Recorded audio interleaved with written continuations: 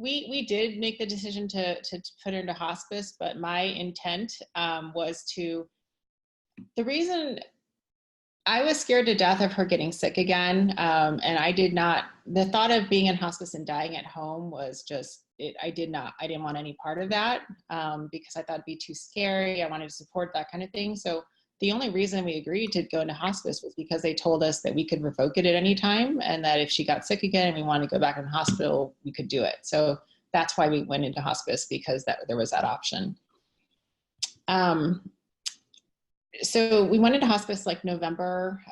We had a really good winter. It was a beautiful winter together. And then like that next February, she had a respiratory treatment that was uncomfortable. And that had been the first time I'd seen her suffer a little bit since all those hospitalizations.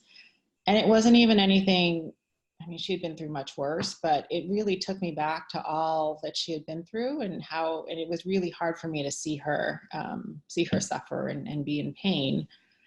And that just made me rethink everything, because I thought, oh my God, if we went back to the hospital and did the stuff that we did again, it just brought me back to that. And it had been a while. So it was just, I had to, it just made me rethink things. It made me rethink, is that what we really want to do? Do we want to go back to the hospital and have those treatments and that kind of thing?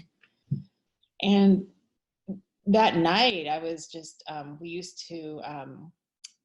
we would have to sit by her bedside until she fell asleep, which would take hours sometimes. And so that was the time, that was a very special time. Anyway, it was my turn that night. And so I just decided to ask her, and I don't even really know why I decided to ask her, but I just did. I said, I asked her if she got sick again, would she want to go to the hospital or stay home?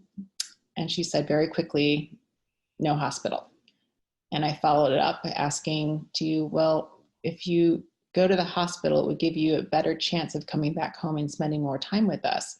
If you stay home, that probably would mean you go to heaven and by yourself, and there would be separation from us. And she said very quickly, no hospital. And that really floored me. I hadn't expected, I didn't know what I was expecting. I didn't really plan to ask her that.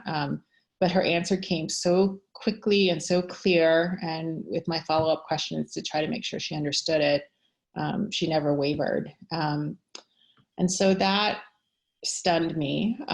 It led to more conversations with my family, with my husband, some more conversations with our hospice nurse, asking what that would actually look like if she did get sick and she died at home. And it made us realize that we just felt like we had to honor that. She had made it so clear.